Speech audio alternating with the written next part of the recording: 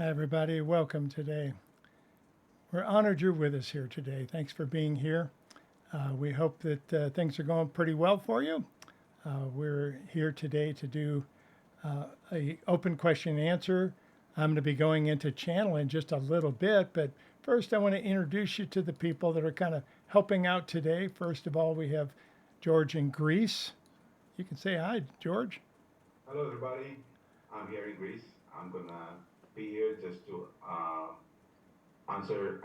read your questions from the YouTube chat and transfer them to Steve. I hope Perfect. you're hearing me well, Steve. They can. They can. If you have any difficulties, if you're hearing any echoes or anything of that nature, we think we've got all our challenges worked out. But if you are, please put it in the chat room and George will see them. Okay. And then, of course, we have Kathy who's with us here. She's going to be handling most of the questions today that have come in already. Hi, Kathy. Hello, I'm so happy to be here today. Good. Me too. Me too. It's been an exciting time here at Espavo. We've started a lot of things. I do want to do a quick uh, update to tell everybody what we're doing here because we're really busy this last few weeks and especially this last week. So let me explain what's going on so I can kind of tell you what's taken place. We have started a whole new way of working with Lightmaster. Lightmaster's our top level group. It meets 4 to 5 times a month and it has been pretty exclusive up to this point. We've just opened it up for the first 30 days free of charge. If you're interested in more of that, simply go to steverother.org. There's all sorts of links there that'll take you to explain more about it and how it works. In that 30 days, you also have 2 focus events. We have 2 events, 2 Fridays that we work on Lightmaster, and then 2 focus events. The focus event coming up, I'm very excited about. It's about 5D animal communication. So we're going to actually be working with the animal communication on the next level. We did an animal communication about a year or so ago, maybe almost 2 years ago, and this one's quite different. So I'm very excited to be able to bring you the next level because we're not the only ones evolving. Apparently, according to the group, the animal kingdom in general is also evolving, and that's why they wanted to do this next level animal communication seminar. You can buy that separately if you wish, or like I said, you can get it free by taking the first 30 days of Lightmaster, and you can cancel it anytime, even before you're billed for it, if you wish to. So anyway, that's available at steverother.org. Okay, did my commercial. Thank you for listening, everybody. I do appreciate it. Okay, today we have so much stuff coming in. We have a lot of questions coming in. We're going to try to get to as many as we can. We also have the chat room available here at YouTube. Feel free to put your questions in the chat room if you wish, and George will be writing them down or copying them over. And then after Kathy ends up with her questions that have already been sent in, we'll be able to get to those and be able to work with that. Okay. And we're going to start with a channel here in just a second, just to kind of get things moving here. But I do want to welcome everybody. Thanks for being here today. We're going to be doing this once a month. And if you have questions that you are not able to get in this month, because like I said, we did get a lot of questions in, please feel free to send them in to questions@espavo.org, and we'll have them for next month. And if we start getting a lot of this, we'll do it more often. I'm okay with doing it twice a month, but we'll see how it works out. Send in your questions, leave your comments for us, and let us know how you're thinking about that, and we'll get moving. All right, everybody. I'm going to kind of drop into channel here and just start that because the group wants to talk to you before we answer questions. We will be answering questions in live channel. So thanks for being with us. Steve's going to sign off here at this point. I would love to come back afterwards and say thank you, but sometimes I'm pretty spaced out. So if I'm cognizant, I will come back and say goodbye. But if not, the group will say goodbye and we'll end it there. But thank you all again for being here. It's my honor. With that, they're tapping me on the shoulder already.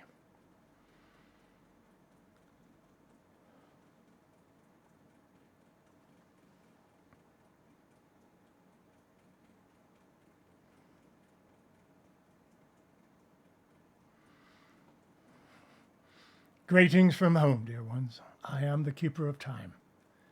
I'm honored to be in your presence this day. For you see, we from this side of the veil look upon you with the most love. You cannot quite imagine the way that we think of you. But you are incredible angels that have worked so hard to be in the position that you're in. And we tell you, you're making a difference, whether you understand it or not. So today, we're going to answer your questions. We're going to be talking this day a little bit about the history of humanity. It's a rather interesting story. It goes back much, much, much further than you understand. And we'll simply tell you that according to your history, humans have been on this earth for some 280,000 years. And interestingly enough, a very small portion of that, you have been awakened. You have been anything but the original humans. The original humans, according to your history, were all hunter-gatherers. They were all cavemen, simply worrying about themselves and so forth. We tell you that could not be further from the truth. You've had advanced societies on this planet 4 separate times. And that's just on this planet. You've actually inhabited other planets as well. We'll talk about that another time. But today we're going to try to share with you a little bit about some of the history of your own race. You're about to discover much of that. There's some interesting things that are taking place that we tell you are right in front of you. The energy around you is amazing at this time. Now, some of your sciences are starting to discover things. Your geologists have started to use a new technology called LiDAR. And with that, from up above, and especially from your satellites, you're able to see into the ground. It's basically radar that is topography penetrating. In other words, you can see down below, and you're finding entire cities that are undiscovered. We'll tell you, you have opportunities to even uncover the lost city of Atlantis. It's not quite where you thought it was, but there's much of the energy here. Now, it's going to be a while before that happens. The first times that you're going to uncover, the first things that you will uncover, particularly in the Amazon, will have to do with much of the advancement of the hunter-gatherers.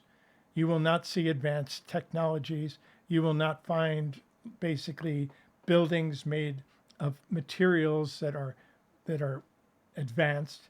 But what you will find is that there were advanced technologies and even advanced civilizations that have gone before you. You've had 4 different Earth-ending events. They basically have wiped out all of humanity at different points, most of humanity. But there's always been a few seeds, and those seeds are very magical because they've started over and over again. We tell you your 280,000 year cycle is much larger than you think. We tell you that humans have actually been on this planet for more than 9 million years. That changes a lot of your history. And we'll share some of that with you this day because some of that evidence is actually starting to show as your technologies evolve. We hope that you are here today to see sort of what happens. The reason we wish to tell you about these is very simply, there are cycles of humanity. Very simple, the way that you can see there are cycles of Earth. There are cycles even of your own physical bodies. Those cycles are constantly moving. And we tell you, you're at a very critical point of a cycle in humanity right now, which is why many of you have actually evolved to be here at this very moment. You've brought something special. You would not be here had you not had something to contribute to the overall good of the planet and humanity. Many of you are teachers and healers in your own right, and we invite you to step into your power, to claim your own power for yourself. Yes, take things from other people, take wisdom from different people, but filter it through your own filters, because you came with much of this deep within you. It is our job simply to hold the mirror in front of you so that you can remember who you are. And that is our intent this day. So with that, let us go into some of the questions, for we have many this day, and we hope to be able to answer just as many as possible. Espavo, dear ones, I am the keeper of time. Thank you so much. That was beautiful. Okay, yes, we do have a lot of questions. So first one says, hi and Espavo. In Triality, you played some binaural tones from a website to activate the 3, 6, and 9. I heard all of them vibrate in and out as you described. It reminded me of a Tibetan bowl that I have used before. Are they producing binaural tones? What about crystal bowls? Can you give me the name of the website you use? So there's 3 questions there. And that's from Mika in the Netherlands. Yes, we can tell you a little bit about that. We are in what the keeper calls channel at this moment, so he is not able to pull up a website and show it to you, but we will leave the name of that website in the comments of this broadcast that we are doing. So you can have that because it is a publicly open place where you can make your own tones, as you saw the keeper do in Triality. The fascinating thing about the Tibetan bowls is you hear them vibrate in and out, the same as the crystal bowls. You hear them vibrate in and out, which is what makes them so fascinating. What they are doing is actually producing 2 tones. Your one ear is taking in the tone, the other is taking in the tone. Your brain is moving back and forth trying to decide which one is which is why you hear this vibrational tone when binaural beats. Now, how does a Tibetan bowl or a crystal bowl produce 2 different tones? It's very simple. You have a tone that's created on the inside of the bowl, and you have another tone which is created on the outside of the bowl. And they are actually creating 2 different frequencies of sound. As you presented with both of those, your brain moves back and forth. Now, if you were able to isolate just one of those, you would see that there is no movement. There's no vibration in that way. But what is happening with the binaural beats is even more fascinating. And the reason that the keeper used these in that Triality exercise is very simple. It basically awakens both sides of your brain. You tend to use one more than the other for different aspects. You tend to use one for your languages. You'll tend to use another for your heartfelt energy. One's not right and one's not wrong. We wish we could divide it down the middle and say this is this and this is this. And we've given you similar illustrations before, but we tell you your whole brain is activated in different ways. There is also the history on planet Earth of telling people that you only use 10% of your brain. That's not quite true. You probably only use about 6% of the capabilities of your brain, but your whole brain is actually activated. And you can tell that, especially with fMRI technologies and different aspects that can map the brain very clearly. So the interesting part is, what can you do with the other 94%? Well, that is actually starting to awaken when you listen to binaural beats. Now, some of you will gain greatly from listening to these. Others, not so much. You have to find what works for you. And of course, many musicians are using these in their music. They're hiding them rather well, but they'll tell you about them because it's fascinating. You can find many binaural beat musics out there now that are starting to gain speed. Choose what works for you. That's the most important part. Again, don't give your power away, even to us. Find what works for you. Find the frequencies that really excite you and use those. And we will give you the capability of this website. We apologize for not having it ahead of time, but we will put that in and down below of this broadcast so that you can find it yourself. It is an open website, and you can make your own binaural beats and find out really which ones work for you. Espavo, thank you. Next question. Who built these magnificent old world buildings found on every continent, and when were these buildings created? America is teeming with these beautiful structures, and the narrative is greatly flawed. Espavo, Carl. You're correct. The narrative is greatly flawed. You see, humans are walking around with blindfolds on. You have serious cases of amnesia, which is the way you designed it. You must understand, you designed this game, but you also had help. You had your parental races. You had many of what is called ETs that are here as advanced civilizations that wanted to make sure that as you went through these 4 different times where you had extinction events on planet Earth and almost wiped out all of humanity, that you're actually starting to understand that you had help getting started again. That was magical. And we tell you, some of you were actually those that stayed behind to help get started again, which is why many of you have traveled backwards in time, some 300 years, to be here now. And of course, it is confusing to tell that to humans because you think of time as a linear fashion. It is not. In fact, time is an illusion of humanity. On our side of the veil, there is no time. And when you incarnate, you can actually jump in at any point. Now, you do have to jump in without your memory. So that's exactly what's happened. But you carry the light, and that's why you came. Now, let's talk for just a moment about some of the most important ones, or the most popular ones. The pyramids at Giza. Those are fascinating because they were actually built by humans, much the way that they are described, but they had help. They had help in developing the technology of how to do it. They had help and guidance in how to work with it. Yes, there were thousands and thousands of people that were putting this together. And you have history that says they were slaves. They were not slaves. They were well thought of beings. They were well taken care of. They were honored beings for being able to do that. But we also tell you that it was done by humans, which is why they're not perfect. But if you pay attention to 2 aspects, number 1, the alignment of the pyramids, and also there is a very small tube that runs from the king's chamber upward and out. If you look through that tube, you'll actually see Sirius. Now, there's some interesting aspects of that as well. And that is not the only place. But then there are many pyramids that have been built in different places. Most of these have been built as energy structures.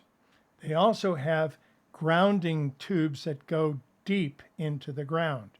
This is not news. These have been there. You can even look this up on your internet and find that there are tubes that go into the ground. This is the same technology that Nikola Tesla was using when he was building Wardenclyffe, his big tower that was going to broadcast power and communication all over the globe, had a tube that went way down into the earth. Actually, for him, it was actually a tunnel. So these are incredibly important aspects of the technology of these, which the humans did not develop. They were given the technology and basically given the blueprints of how to do it. So these were made very simply. Now let's go back a little further. Let's go back to Cusco. Let's go back to Peru. Let's go back to some of the places in the rainforest. There are some fascinating things there. Now, if you go back to Cusco in Peru, you'll see walls, and they are attributed to the Inca. But you can very clearly see that there are very big stones that were put into place and almost melted together. There is no space between them, not like the pyramids. There is absolutely no space whatsoever in these particular walls that were built. Now you will see where the Inca came along later and built smaller walls on top of it or around it, and sometimes actually to protect it. And you'll find this in many different places. You'll also find it in different aspects around Peru and some of the other areas around there. You'll even find small pieces of this in Chichen Itza.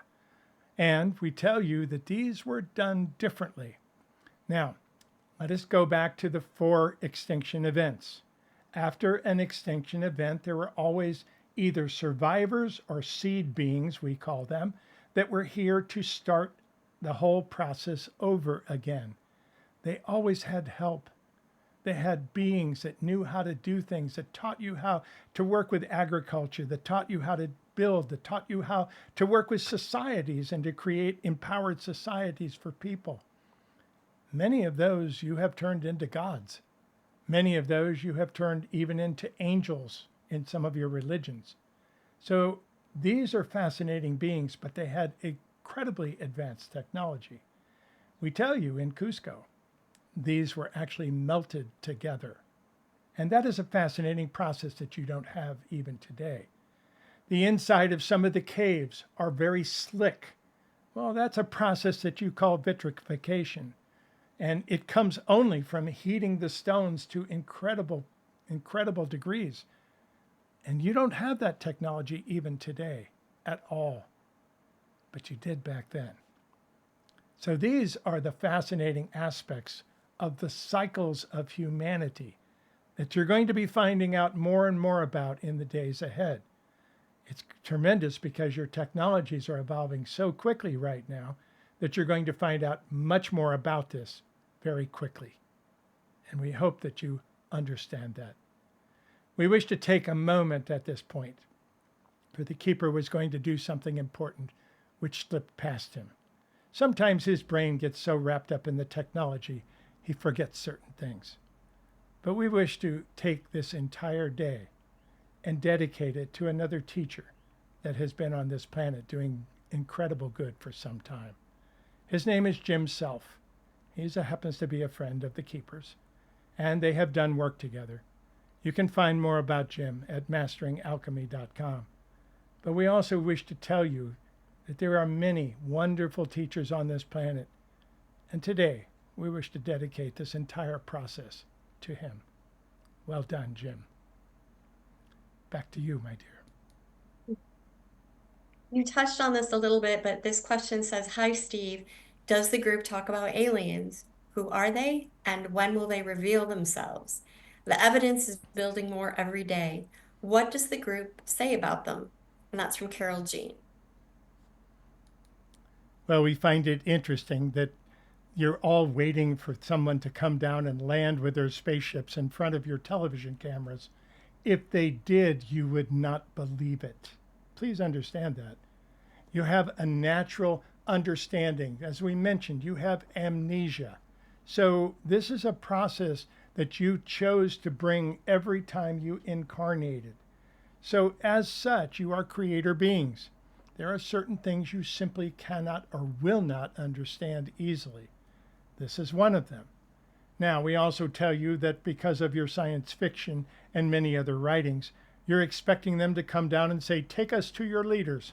Well, dear ones, they know your leaders very well. They've been working with them for many years. We tell you they have been here since the beginning of the process that made Earth possible to support life. In fact, they had a hand in that. We tell you in the beginning, Earth was very similar to Mars. It did not have the layer of oxygen around it. It did not have the carbon dioxide needed to grow an environment the way it is. This was lent to you, both from Mars and Venus, because they are sentient beings as well, working in harmony with some of the what we call your parental races. Right now, there's no less than 174 different races of species other than human. Now, many of them have adapted very clearly into humanity. Many of them have helped to start humanity. There were 6 parental races in the beginning. 4 of those are still in existence and really trying to help. Now, this is some scary stuff for many people because many people have been abducted by aliens. Many people know that they are there, and because of the fear factor, it is very difficult for you to grasp this. But we tell you, dear ones, most of them are absolutely trying to help you, especially at these times. Many of them have returned right now not necessarily to help humanity as much as to help Earth. Earth has been in a challenge. As you know, she's in a spiral.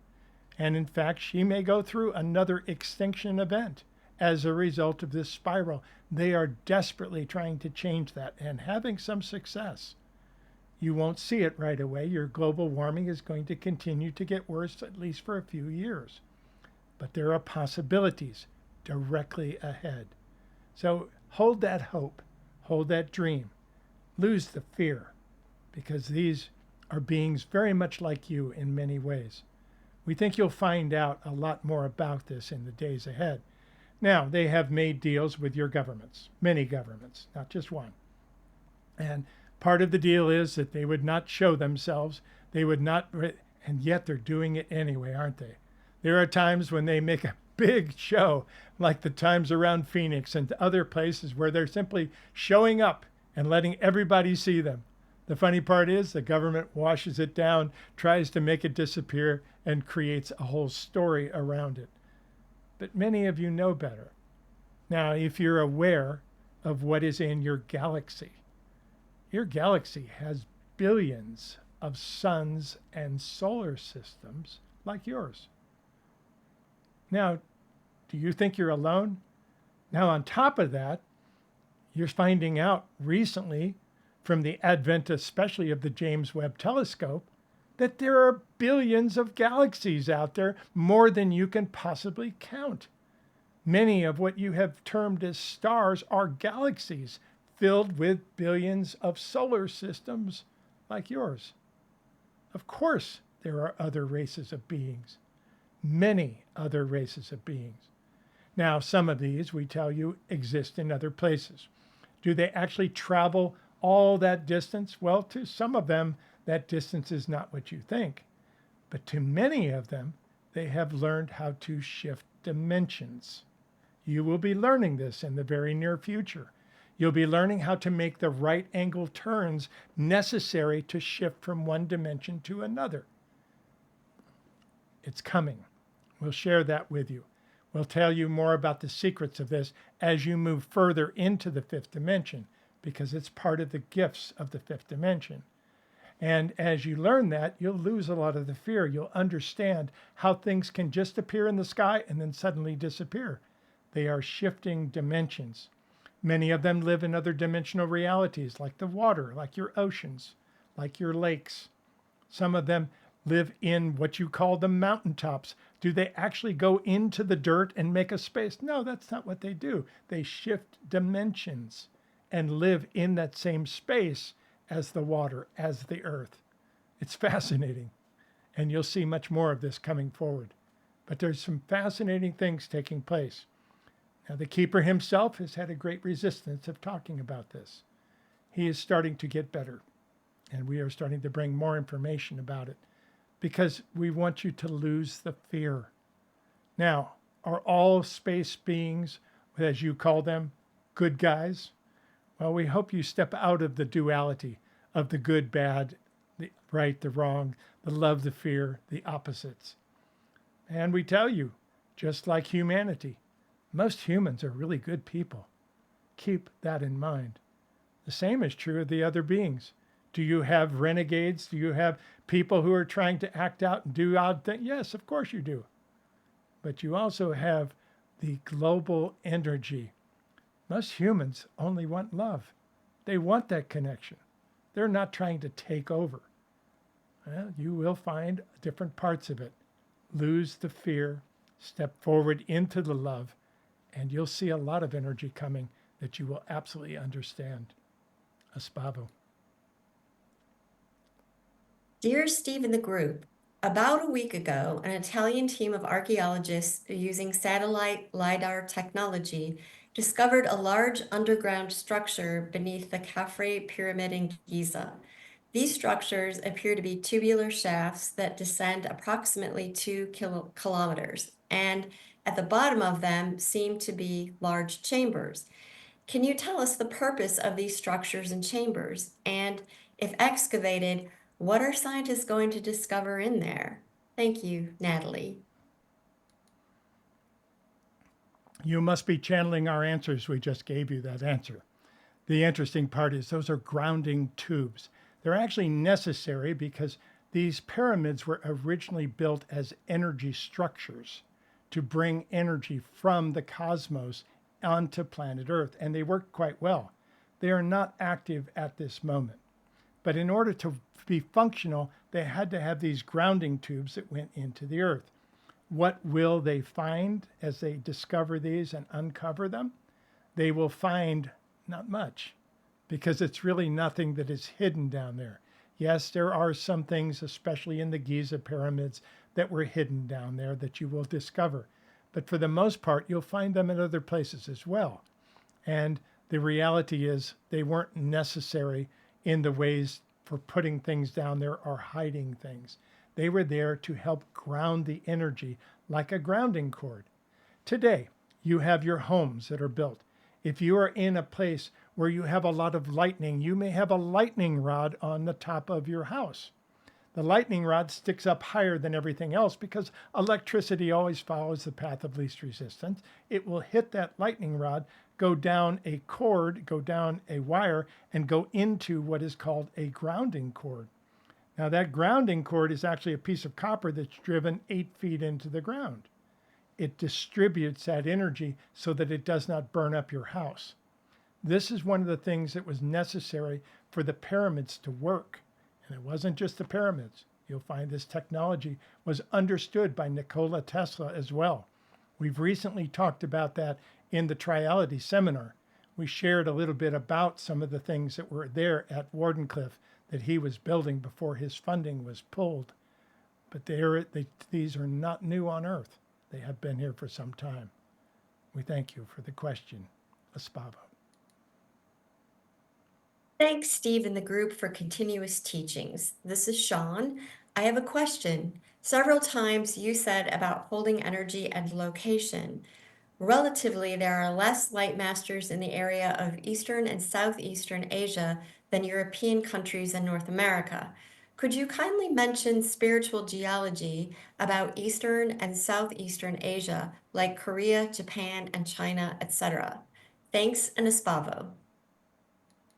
There are many possibilities to answer this question. Much of it has to do with cultures and the teachings of cultures in the past. As we mentioned, every culture has its original stories. Some of these are encased in religions. Others are simply told over and over again. If you ask the Incas that were still here today, because many of them still are, what their origin stories were, they have these wonderful stories about someone that came to Earth to give them this technology, to help them raise food, to help them with these things. If you ask the American Indians, they had the same type of thing. If you ask the Aborigines in Australia, they had the same type of energy. And they honor these things. They work in harmony with them. Many of them are Gaia-based. Many of them are actually based in the Earth themselves. But these are the things that are here in many different ways. And we tell you, these can have a huge effect on you going forward. What we also tell you is that some of you were actually these beings. You see, you think of reincarnation as just being on Earth. Some of you are space beings that have been here for a very long time, incarnating. Because when you incarnate, dear ones, you must put on this veil of forgetfulness. And that's part of what you have forgotten. You will remember, and we will hold the mirror in front of you until you do. Espavo. Question from a powerful woman. Loving the message of Xandria. The next question is about powerful women. A lot of women tend to make themselves smaller and followers instead of leaders. A lot of help is aimed at this group of women, making them into more empowered souls. Being a powerful woman at heart, I don't have the inclination to follow or just obey because I am supposed to. My question to the group and/or Xandria is, what can you tell me and other powerful women about taking our power in this time and age? The world needs more feminine energy. What can I/we do to make more of an impact on a bigger scale? How do I we shine our lights in the most effective way? Love, Mags, Netherlands. Absolutely. You do exactly what you're doing. You step into your power any way that you can, any way that is comfortable, and you find the place that excites you. Now, are you going to have to work in some areas a little bit harder than your counterparts that are male? Yes, because that is the history. You see, early on in your evolution, women had certain roles. The men would be the hunter-gatherers, the women would create the families, would cook the food, would take those roles and go. And it worked. Actually, these roles were given to you, again, by some of the beings that were here on planet Earth to help out, to help get started after an extinction event. So many times these were part of here. This stuck, this came forward. Today, it's quite different. Today, the feminine energy is rising and the masculine energy is fighting it right and left. So, yes, you will find that as you step forward, sometimes you will find the rug pulled out from under you for no particular reason. That has been a history that has gone on way too long on planet Earth. And we also tell you there's other places. As we've mentioned before, there's one called Eris. Eris is a planet very similar to planet Earth, but the feminine were in charge. Now, you would think, oh, there was no problems on Eris, but there were. Anytime you have a misbalance, you're going to have challenges. And we tell you the timelines for those two beings have crossed at a few years ago. And it helped Eris a lot to balance her energy. Now, you're also finding that it imprinted the feminine energy here. But the feminine need to stand up and say, I am here. The same way you are. The same things that you're doing. There's no reason that you can't start your own businesses. There's no reason that you can't be as successful, if not more. Now, there are some very advanced corporations and companies globally that are recognizing this. And women are moving into massive seats of power. Many times, they are emulating the masculine in order to keep everything in comfortable areas. That will change in time. Absolutely change in time. Men do not dominate anything. Women do not dominate anything. And the more that you can share, the more equality that you can bring to planet Earth in this area will make a huge difference in the next 100 years of Earth. You have an opportunity here. Step forward. Create it well, dear ones. Zandria will be absolutely on your side. Espavo. Hi, Steve in the group. I am just starting to channel and I have questions. Do you see the group when you channel? Do they talk to you at special times or in meditation? How did you meet them and when? What would you suggest to get started channeling my spirit guides?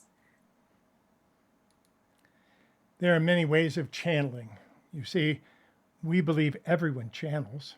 You just call it different things. There's the artist that gets an image stuck in his head and has to put it on paint. There's the photographers that see something magical and captures it with a camera. There's a musician that hears something and brings it out on their guitar or their piano. There's many ways of channeling. It all comes from the same place. If you wish to channel with words, there are some of you that are predisposed to that have that natural gift. Others can do it. They simply have to work at it a little more hard. Now, the biggest challenge about all of this is trusting yourself. You see, when the keeper first started channeling almost 30 years ago now, he had this challenge because it felt like he was making it up. He even asked us at a point, "Dear group," he said, "am I making this up?" And we said, "Yes, you are. Please continue." You see, it's always going to feel that way because we have to come through your imagination centers in order to ground. And we do it in harmony with you. We'll never ask you to bring in something that you are not in accord with. So you're not going to be an expert at everything, only those things you either understand or are in accord with in some way. This is part of the reason that we have not talked about space beings through the Keeper for a very long time. He had a huge resistance to it, which he's now starting to lose. So these are the things you can do. Practice, practice, practice. That's what it takes. You know, if you're learning to play the piano, you're going to sit down and we can tell you that your neighbors are probably going to go crazy because you're going to hit a lot of wrong notes. You're going to lose time. You're not going to be able to work your feet right. And the more that you do it, the better you'll get.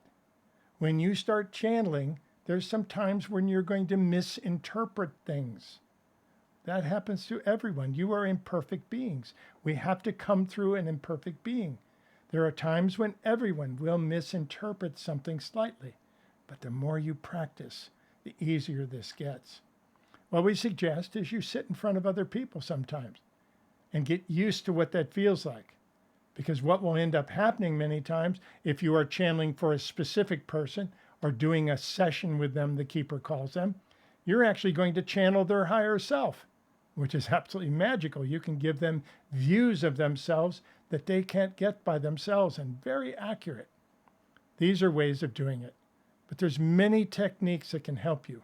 We've actually done an entire course on channeling to give you some of these tools and show you some of the aspects of them. We'll give you one of them right now. It's a very simple one. You have a piece of paper. You have a pen or a pencil. You pick it up in your dominant hand and you write a question. You put it down, you close your eyes, you bring in an answer, whether you know it or not. You pick up your non-dominant hand and try to write the answer with your non-dominant hand. Now, you may not be able to read the answer, but you'll get it. You'll understand it. Because you're distracting your conscious brain by trying to do something, and that engages your conscious brain long enough for us to slip a message through without interference from the conscious brain. There's many techniques of being able to do this. That is simply one. There are many beings that have started to channel. There are many beings that have been channeling for eons of time that simply haven't trusted it or haven't moved into it as a profession. Now's the time. Enjoy the journey and trust yourself. Espavo. Hi, Steve. We met once years ago when you were here in Sao Paulo. You, Barbara, and the group did a seminar that encouraged me to change my life in a big way. Shortly after I left an abusive relationship, and now, as a teacher for adults, I occasionally get to help other women to do the same. Barbara was a great role model for me, and the group really helped give me confidence I needed. That's from Grace in Sao Paulo. Congratulations. You've accomplished and mastered one of the most difficult aspects of humanity. You see, there are many beings that have actually scripted to be in abusive relationships. It's a fairly common situation. And yet to actually leave, to put the boundaries down, to step aside and say, I'm done, that is huge. Congratulations, dear ones. And anytime you master something, it is very natural for you to teach it. We're so honored that you are doing that. That is perfect. And yes, the Keeper's Keeper, as he calls her, was a very magical lady. She still is. She absolutely is. And she's around you a lot. Use it. Step forward into that energy. Teach others what it feels like to take that power. And give them hope. Because many get stuck in a cycle over and over again, trying to do the right thing, but not knowing how to do it. And sometimes those boundaries are very difficult. Learn to say no with love in your heart and a smile on your face. And that came straight from Barbara. Espavo. Hi, Steve and group. I have this issue that I got stuck by making a device that produces energy by itself. Can you give any hint or advice where to look for to continue with my project? Espavo, and that comes from Micah. Excellent. Yes, this is very difficult because the whole idea of free energy has abounded, especially on the internet, over and again. Some of these are very close to what you would call perpetual motion machines. And yet, that is not energy. Let us explain our view of energy. Energy is. In other words, you don't create energy, you only transform it from one form to another. The electricity that you use, that you're using right now to watch this, was created out of magnetism. You took the electromagnetic spectrum and you created one form of energy with it, which is electricity. And you use it in that fashion. Now, you might think you actually use it up. You don't use it up. It converts into other forms. The lights that you have these lights that show in your world and help to light up the world for you. But they actually also heat up, even if they're LEDs. That heat turns an energy into actual mist that actually goes into the atmosphere, comes down as rain. Rain comes down, goes through the rivers and turns the turbines, which make the electricity again. You only convert it from one form to another. So keep that in mind. There are many ways that are undiscovered yet of converting energy effectively. Probably the biggest one that is right at your doorstep is fusion. Fusion energy is going to take off in the near future. And wouldn't it be nice if you had a box about this size that would be on the outside of your house that would actually create all the electricity you could possibly use? This is directly ahead. Now, there's a lot of development to go. Your scientists are saying it's at least 75 years away. We tell you that's not true. You have quantum computing, you have artificial intelligence, you have all these things that are being developed very quickly, which are going to help you move through these difficulties right away. And you're probably going to have this in as little as 20 years. This is one of the many areas that are going to surface. So what we ask you to do is to take the energy that Tesla used. Nikola Tesla did not give free energy. He knew how to put it out into the universe so that other people could pick it up as free, but he converted other forms of electricity into that energy, which was broadcast. He was not only trying to broadcast energy, but he was also the creator of wireless technology. Your cell phones all go back to Nikola Tesla. He actually brought so many things in that it's very difficult to even keep track of all the things that he created. He was an incredible channel, and he brought in much. Now, he was considered to be a little crazy because he understood the 3, the 6, and the 9. Take a look at Triality and you'll understand what we're talking about. We hope you understand that nudge. You're actually onto something. Just sit back, bring through the channel, try different things, and try to create as much of the perpetual energy as you can. That will help you understand how to convert energy out of thin air. It's not free because you're taking it out of the cosmos, but it's there and abundant for everyone. We believe that's what you're actually calling free energy, and it is there. Nikola Tesla knew that and did his best to harness and use it. Pick up the thing from him. Pick up that challenge and step forward with it. Espavo. Hi to the group. I recently heard stories about footprints in White Sands, New Mexico. Can the group tell me anything about them? Are they real and how old are they? Thank you, Mary Lee. Well, we tell you that they are from different phases of humanity. Again, you had something happen. One of the most recent extinction events of which we talk about is the Great Floods. The Great Floods are actually recorded in most of your religions because it is a common era thing that almost everyone understood. Now we apologize. We used the word common era. The keeper is correcting us. The common era is not the word to use there, but the common life forms that you're using.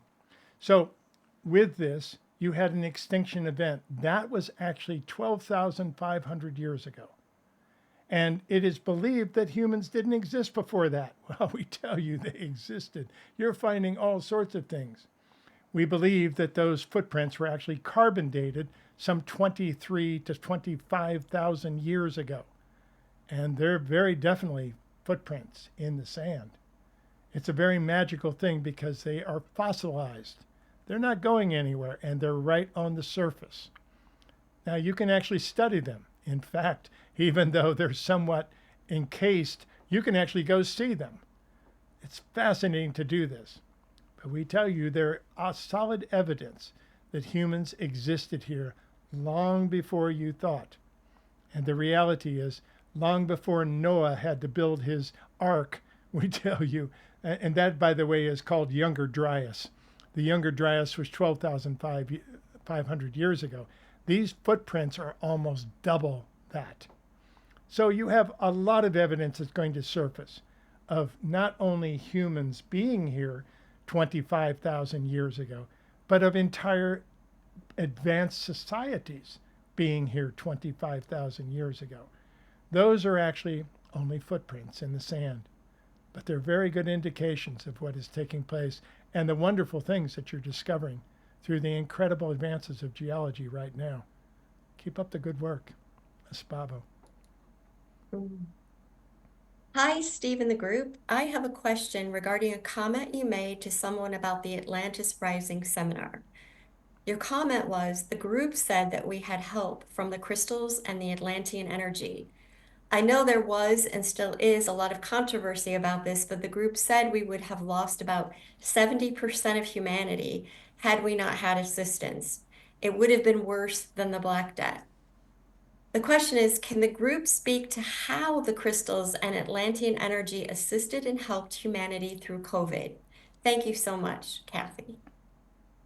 That is a fascinating question. Well, we tell you crystals are the highest vibration of the mineral kingdom. Humans are the highest vibration of the animal kingdom. Not the spirit, but the animal kingdom. Now, the fascinating part is there's a connection. You're aware that when you wear crystals, they actually add to your life. They add to your longevity, which is why people wear them on their rings, which is why people wear them around their necks many times. They actually add to you because they communicate to you, especially to your health. Well, what happened here is you have the giant crystal that actually ran the power for Atlantis. It has been buried, as we mentioned in this entire series that we did about Atlantis Rising, and it has worked its way over periods of time from the place where it was originally used, or originally sank, we shall say, because you had different tectonic plates at that time. So it's difficult to tell you exactly where things were. But it has moved over periods of time very slowly and eroded. It didn't get buried for the simple reason that it had a tremendous amount of energy in it, and is ended up in the trench off of Puerto Rico. That trench is the second deepest trench on the planet, and it allows for distribution through the planet to all of humans. Because of that, we tell you that much of the healing energies of planet Earth were here. We tell you that COVID-19, what you call COVID-19, would have wiped out at least 70% of humanity and would have been much, much worse than it is. Now, we're not telling you one thing is right or one thing is wrong, or you should get vaccinated or you should not get vaccinated. Those are entirely your choices. But what we tell you is the energy was here. The energy from Atlantis was on the planet and released just before COVID-19 hit. And there was a reason for that. The Atlanteans are back. Many of you have been there in Atlantis, and you're wearing that veil of forgetfulness so you don't remember it. But if you just keep channeling, keep bringing the energy out yourself, you'll understand what took place. And you'll understand a little bit more about the Atlantean energy. It was really magical. Today, your humanity has evolved in the area of electronics, especially in the areas of advanced electronics. In the days of Atlantis, you evolved in the areas of humanity, of being able to work with biology more than electronics. And you did some incredible things. So the Atlantean healing energy is very magical and is now prevalent on Earth in different ways. Well done. Well done. You accepted it. We tell you it'd be very difficult for us to talk about it at the time that it happened because everything was being politicized. Everything was taking one side or the other. Humans do crazy things sometimes. We tell you there's no sides. You're just humans. Very simple. You're all working toward the same thing. Step back and look at the ways you are alike instead of the ways you are different, and watch the miracles abound. Espavo. And here I am wearing a crystal around my neck. Magic moments, I love that. Okay, this question is, Dear Steve, I've been following you, Barbara, and the group since 2003 at the Usmal Angel Walk. I have a personal question. I have recently been diagnosed with a brain tumor. My treatment is being discussed at this point with my doctor and a specialist surgeon. Can you give me any advice on how to proceed? And that comes from Christian in Melbourne. Very challenging sometimes when you have what is considered almost to be a terminal disease. You are at that stage. We will be very honest with you. There are many people on planet Earth that are dying. It's not wrong. It's not wrong to go home. When you get home, you'll understand why. Now, we tell you it's not always your choice because there are 11 different dimensions of time-space that you exist in. All of them must leave at exactly the same time. If you have all 10 ready to go and you're the last, you will be pulled into something, whether it's a terminal disease, whether it's a car accident, whatever it is. It will pull you into it very quickly because basically the rest of yous are pulling you out. So here's what we suggest. Number one, talk to the other yous. Tap into it. Go into a meditation and pull in the other dimensions of time-space that you exist in. Just imagine it to begin with. It's hard for you to conceive even the multidimensionality that we talk about. But just imagine it. Step into it. Try to make it work in some way. And listen, because that will help you understand what's taking place. Now, from your side, what can you do? Well, there's one thing we ask you not to do, and that's to panic.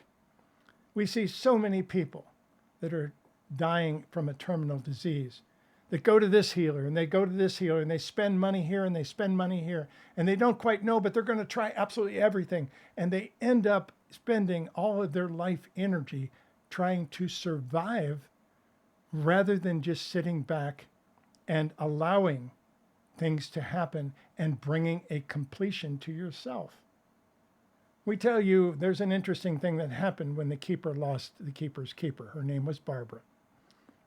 When she was dying, before he even knew she was dying, before she knew she was dying, they spent some incredible time together talking about things that happened all the way back in high school when they met. They said they cleared more energy in the last 2 years of that relationship than they could ever imagine. And when she finally passed, they were very comfortably complete. That's what we ask you to do.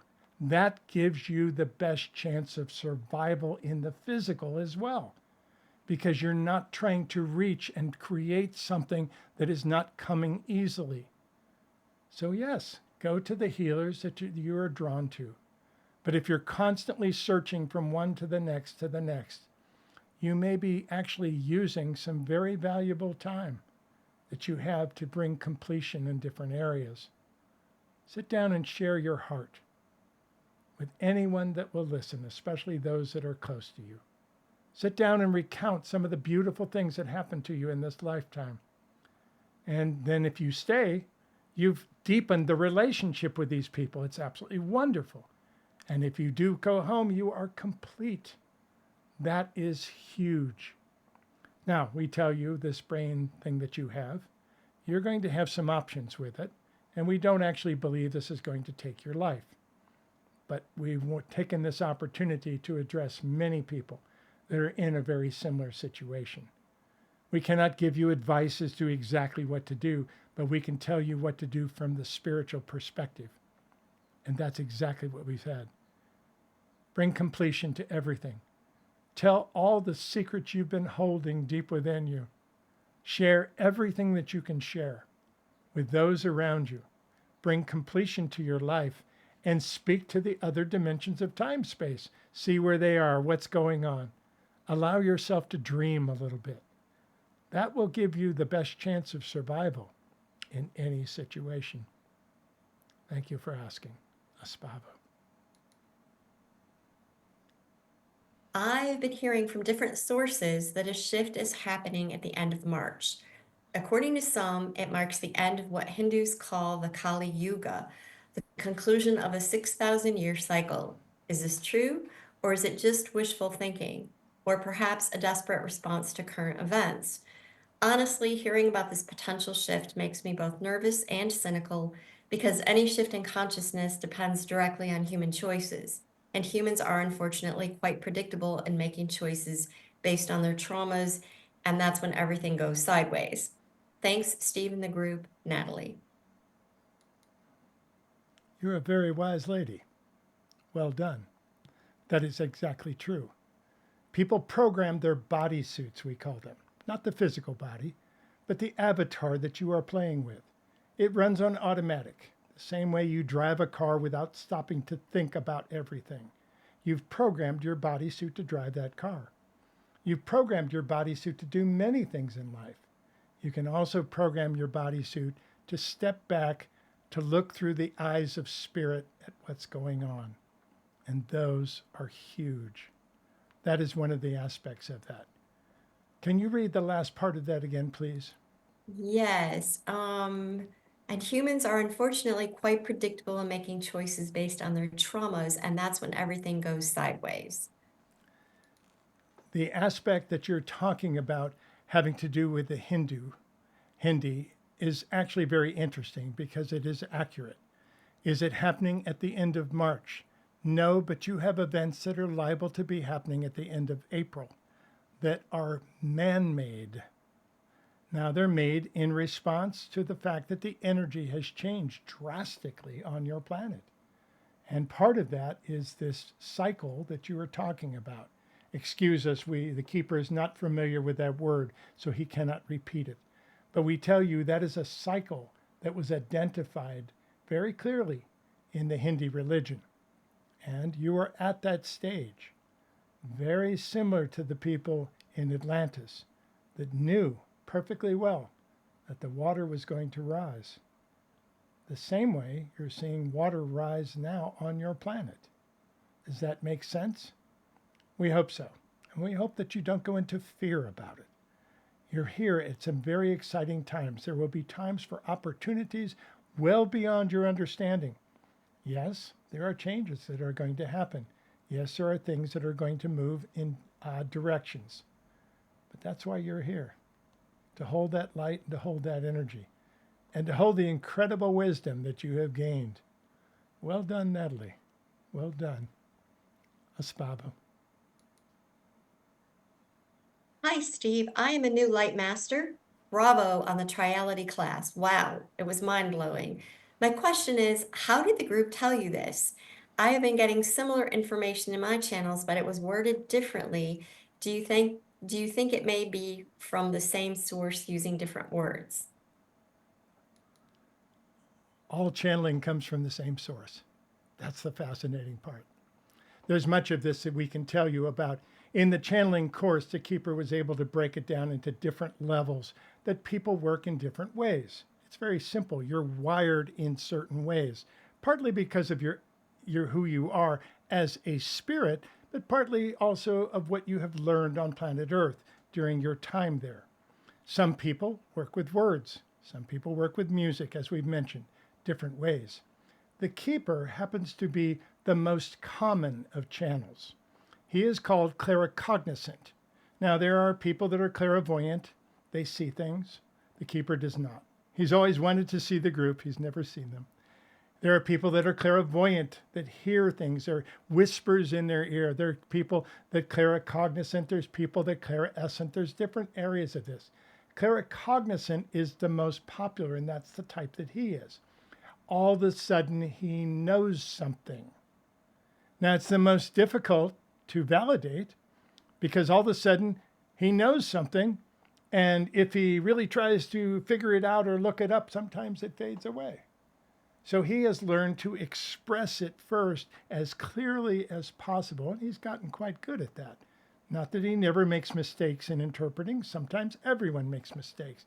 And yet, with practice, you get really good with this. So the idea from the keeper is very simple. There's many times that we are with him all the time. He may be driving down the street, and all of a sudden he sees a sign somewhere off the side of the road. Now, the sign may be advertising something somebody wants you to buy, but we tell him to look at it and pay attention. He takes a little energy snapshot. He pays attention to what they're selling and what their words are, and he forgets about it. And later it comes up in a channel. We have planted the seed in different ways. So we speak to him through gentle nudges. That's how he signs off all of his emails and texts that he writes. Big hugs and gentle nudges. Now, over periods of time, that has just turned into big hugs. But those are the ways that we speak to him. We hug him tightly and we give him gentle nudges. And then later, when he goes into channel, we put those things together for him because he has collected them already. That is how we speak to him. The threes have been around for a very long time. When he began channeling almost 30 years ago, we told him the universe is actually based in threes. Now, we never explained it to the degree that we have in the class called Triality. We explained a lot of it, and we allowed him to look up certain aspects of things. He went through the whole fun of being able to show you different things at the beginning of each one of those classes about things that are right in front of you that you probably didn't see. And how the threes have been around for a very long time. They're especially prevalent in spirituality and even religions. But they're here on humanity all the way as a cosmic wink, if you will. You call it a synchronicity. We call it a cosmic wink. It's the same thing. But that's how we got it. We've been talking to him and planting these seeds for almost 30 years. In this class, he was very excited because he was able to put a lot of it together, and he learned as much as you did out of it. It was incredible. Espavo, thank you for asking. Just to add, for anyone that's interested, that class is still available on steverother.org, and it was really great. So if you're interested in it, it's still there to get. Next question. Hello, Steve. We have done several private sessions in the last few years. In these, I always get the group view of my personal situation, but I always wanted to ask about global events right now. What role does spirit play in tragic events like the Ukraine war, Gaza, the California fires, and all the floods we are having? What do they say about them? Thanks, Christine. Christine, many of these things are created by humans, not by spirit. They're not right or wrong. You are conscious creators. And many times you create things on a global scale. This is what's going on right now. And a few questions ago, you were talking about big cycles that were coming up in the Hindi religion. That's part of what's happening. There is a compression going on right now that everyone feels. They feel the tension of the compression. They don't know how to interpret it. It's also causing people to reach too far, to try too many things, to get desperate in reaching answers. Just relax. You're at a critical time. You know, one of the beings that the keeper calls the group is called Observer. Observer comes in often and teaches the class. But Observer had to learn how to observe. And when he observes, he goes and does something that he calls sitting on the fence. He steps out of the way, he sits on the fence, and he watches. He doesn't judge. He doesn't say this is right or this is wrong, but he just watches. That's a gift that many people on earth could learn to do.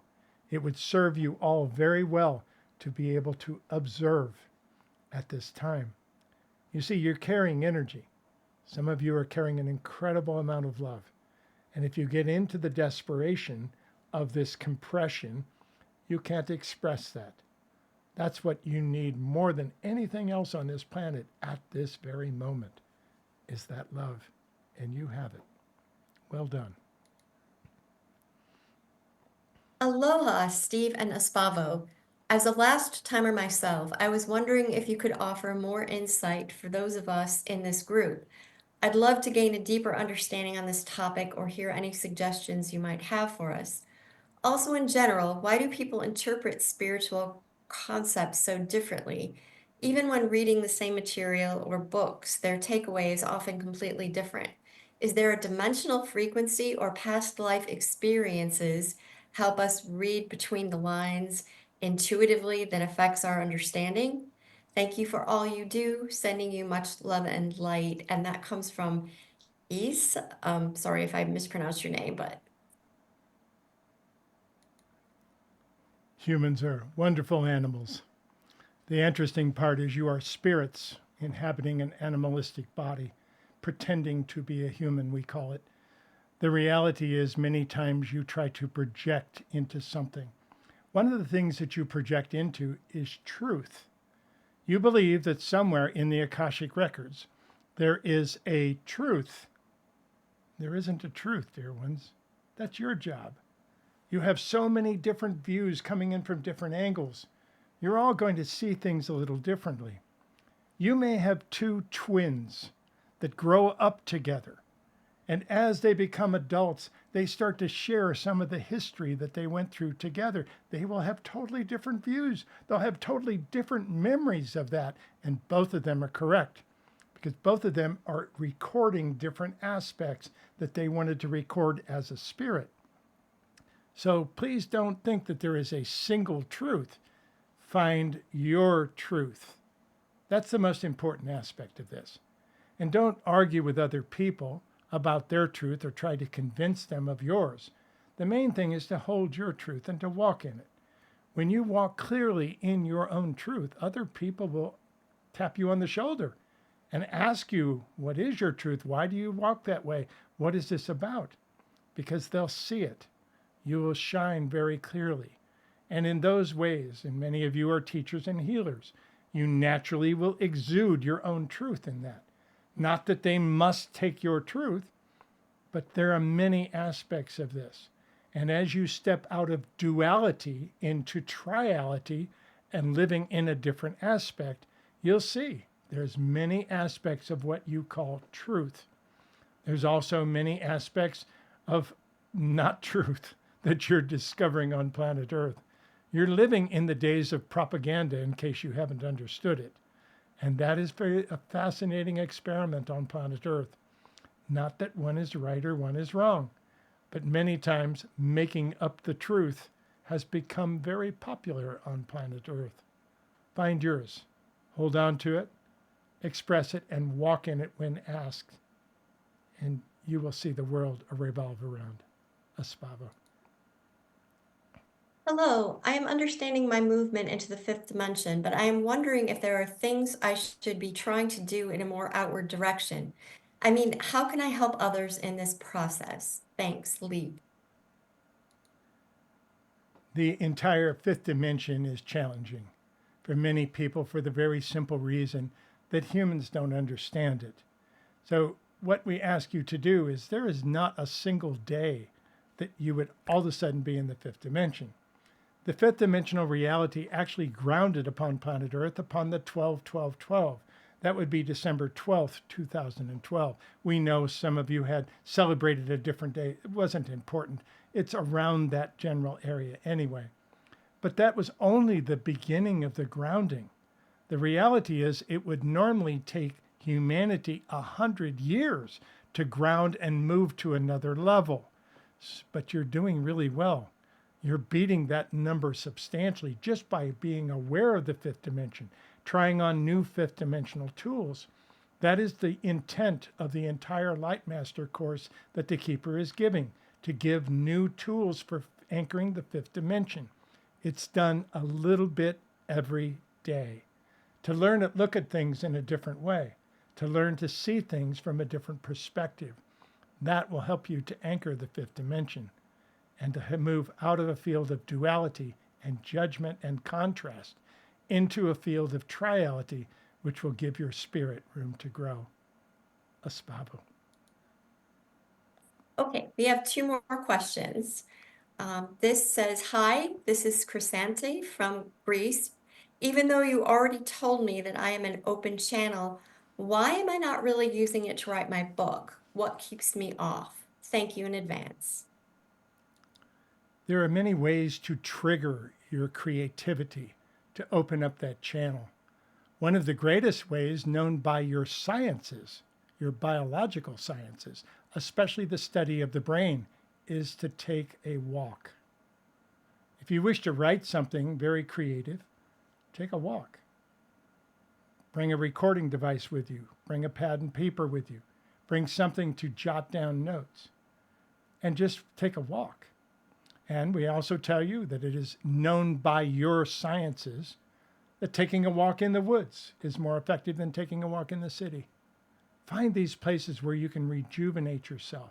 There are many tricks to open up your creative flow. They're the same things that open up your channels, because that's what we call your creativity. You all have this to be able to come through, to tap into the other side of the veil, to wisdom beyond your understanding, and to be able to get little pieces of it. Yes, you'll have a different view. That's why so many channels are on the earth. None hold all the answers, but together you have access to all the answers. You certainly have that as well. You've done this over many lifetimes, not just this one. And writer's block is very real. Try something else. Try recording a song. Try singing. Well, even if you don't think you can sing, try doing sculpting. Try doing artwork. Try doing another form to break that and take a walk in the woods. Those are the suggestions we have for you. But you will be patient. Espavo. Okay, this is the last question that I have. And it says, Dear Mr. Rother, thank you immensely for your work. I was so excited to hear when you once said it was your choice to see light and good in the world. I am trying to follow your footsteps, but these days I find it harder. Please, what is the group telling us about our government siding with Putin? Russians are committing mass murders in Ukraine, and Russian people are choosing not to notice it. What is the group's perspective and point of view on how we, the people, are to solve this? Thank you. Sincerely, Katerina. Well, we tell you, Katerina, there's much going on from a political basis. And what we really tell you is that it's not as much about politics as it is about money. The money has taken over your world. And one of the richest men on this planet, although his wealth is not known or recorded, is Vladimir Putin.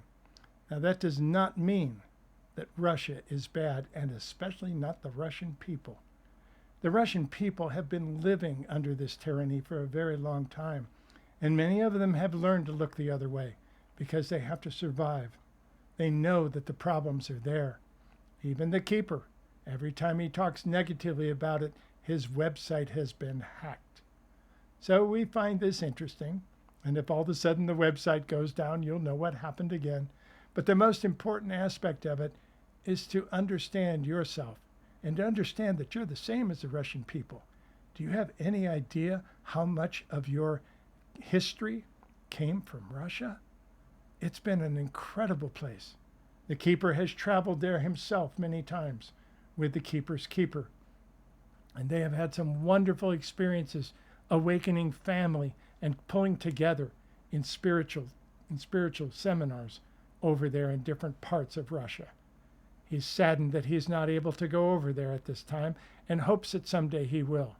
In the meantime, even the United States is getting very difficult. There are many countries that are putting up travel advisories not to go to the United States. You've seen what's happened recently having to do with some of the large institutions of learning in the United States. This has caused a rather big brain drain, they call it, where many of these teachers, many of these professors that are well versed, that are really well educated, are starting to move outside of the United States. And goes back to something that we predicted almost 14 years ago, that the United States would actually make some intentional steps to step out of a leadership role in the world. You're seeing it happen in many different areas. And it's a very sad situation, and yet there's potentials ahead. But keep in mind, no matter who's in charge of your world, so to speak, you're in charge of you, and you're in charge of your reality, and you can make that work. Don't buy into all the restrictions that seem to be coming. Don't project into the negativity. Look for the opportunities to ground the love, and that will change your world first. One heart at a time, you can make a massive difference on this planet. And we thank you for the question, Espavo. Okay, that concludes the questions that I have that were sent in. So I'll turn it back to you, Steve, and the group. We will hear from Mr. George. Hello, everybody. We have a question from Nalu. Can we communicate with all the vast objects we see in the skies? Prophecy talks about the UFOs. How can we work together? That is an excellent question. We tell you that is not only possible, it's highly, highly, highly encouraged. Now, are there difficult ones? Are there ones that want to maneuver planet Earth or the people of planet Earth to do something? Yes. We tell you that was partly used even during the most recent elections in the United States. However, the vast majority of humans have a huge heart. The same is true of your space brothers. There are many that want to help, and many, like you would see in the prime directive of Star Trek, you call it, where the interference is simply not allowed. They stand back and they wait to be called upon. Call upon them. Simply go into a meditation, go into a prayer, whatever you call it. Go into your sacred space and ask them for information. We tell you, so many people are channeling Palladians on this planet, and there is so much love coming from that star system. But Pallades itself is not a single planet. It's huge, and there are many planets. It's actually a group of stars. So you're seeing the same with Sirius, you're seeing the same with Arcturus. You'll see many aspects of different things that you can pull in. Those are outside sometimes of even your own galaxy, of the Milky Way galaxy. There are opportunities to bring this through. Make the intent, set it into motion, go into a meditation, and listen. You may not understand it all at first. You may only get a few words at first or a few ideas. Bring them down, ground that energy any way you can. Write it down, tell someone, sing the song, write the poem, whatever it is. And then wait for more. And over a period of time, you'll get a steady flow. That is channeling. And these are wonderful beings that are waiting to be asked. Good job. Keep it up. Espavo. Okay, I think we have time for one or two more answers. Kevin says, are extraterrestrials working with Donald Trump? They're working with many people. Yes, there are some beings that are working with leaders in the United States, not just Donald Trump. You see, there are beings that are behind them that are running a lot of things. Now, you can take this as a big conspiracy about what you call different aspects of groups of people that are quietly running things, but these are right out in the open. We tell you that this takeover of the United States government has been planned for more than 40 years. And it was done by a very simple group of religious beings. They're right in front of you. They wrote what you call Project 2025, which is unfolding every day. Exactly, even though Mr. Trump said it wasn't going to happen, it's happening every single day. This is taking place because of these people. Now, here's the interesting thing. If the money is running your country, they're using your money. That's the fascinating part. They're using your data, which we will talk about at length, because of your advances in technology, and especially social media. It is big business to collect your data, to be able to influence you in different ways. And that has been used massively, massively on this planet. Is it wrong? No, it's simply a game that humans are playing. Wake up, take a look at what's around you. Hold your own truth and your power within you. Don't give it away to anyone. Don't give it away to us. Don't give it away to Donald Trump. Don't give it away to Vladimir Putin. Don't give it away to anyone. Bring your energy through. Come to your own understanding of what's taking place and step forward. We tell you one of the things that is true about Mr. Trump is that he has a rather large ego. He wants to dominate the news cycle. Turn him off. It's the simplest thing you can do. If he comes on your news station, turn him off. If he comes up on your YouTube channel, there's a way to go into those YouTube channels and say, I don't want to see this. Turn him off. And he will have less power globally if more and more people do that. And the other things are very simply about the money. It's your money. What are you sending your money toward? What are you buying? How is your money being used? Vote with your money and watch what happens. You'll awaken from this dream soon enough. Understand it. Play the game. Don't judge it. Espavo. Okay, we have one more last question. Oh, take your time, please. Okay. We will run over.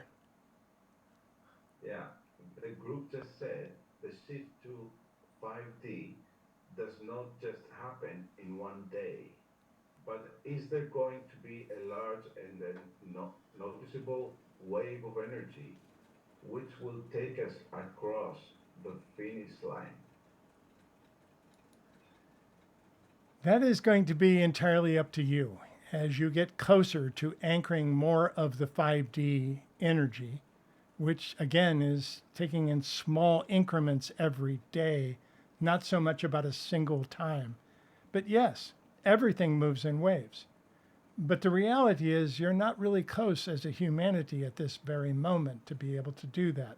You are getting closer and you can create it. So even if you say on this date, you're going to have a huge wave of energy coming in to create the new fifth dimension, please do it. Doesn't have to be right or wrong, but if enough people on planet Earth believe it, you will create it. You are creator beings. So hold on to your dreams. Don't let anybody take them from you, including us. Hold on to those aspects that work for you and change the world in front of you. Espavo, thank you for asking. Okay, there is one last question. Are we the first planet in creation where we have physically changed the DNA by mining Earth, which came to mind as humanity performing acupuncture on Earth? You've actually created a lot of things. We tell you that in many ways, the human games, and we're talking about all of them, all 4 different levels of this, soon to be 5, have created some very magical things that sometimes you're unaware of. But the aspect of it is that you can create magic right here in different ways. Are you the first? You are the first in one aspect especially, which is why we tell you that humans, the whole eyes of the universe, every part of it, are on planet Earth. No one has ever moved dimensional realities like you're getting ready to do. Now, we're not talking about the 11 different dimensions of time space that we talk about.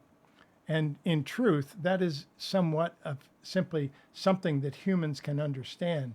The reality is the multiverse is infinite, not a number. But it gives you an idea of what to do and that you're split off into different aspects of this. Now, as you move forward into this, will there be a key element that moves forward that works with things? Yes, there's a lot of these aspects that can work in this way. But it's going to be up to you. And it's going to be up to the collective of humanity, how you work with this and what you work with here.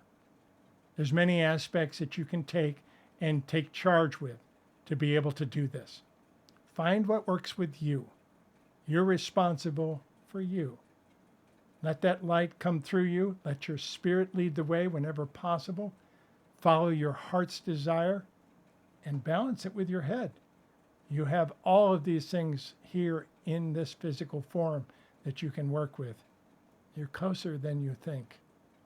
There are miracles directly ahead in many areas, and some of them are including technologies. You have so many things that are about to abound. It's time to fully awaken from the dream and see yourself in a new light, in a higher dimensional fifth dimension. So please understand, the multi-dimension thing that we're talking about is multiple dimensional. And yet dimensionality is a collective energy. The collective energy is now moving from the third into the fifth dimension. And much like astrology has talked about, you're moving into the age of Aquarius. Well, you know, there were songs about that back in the 60s. Some of the most famous songs were about moving into the age of Aquarius. You're still not there yet. Be patient. It's happening. It's a magical time to be alive. And we're so happy that you are here. Espavo. Thank you very much, Steve. I think that's all for today. Thank you very much. Dear ones, you're at a very critical time on your planet. You can move in many directions. Are there difficulties ahead? Well, that's going to be entirely up to you. The reality is, you are magicians of the game board. You have placed yourself here with very specific purpose and very specific intent. Know that you can step forward into the magic that is all around you at this time. Follow your heart. Follow your dreams. Know that there's no right or wrong in a lot of this. There's no black or white. It's all shades of gray. And it's magic. You are creator beings, and we can't wait to see what you create next. It's with the greatest of honor that we ask you to treat each other with respect. Nurture one another and play well together. I am the keeper of time, and I love you dearly. Espavo.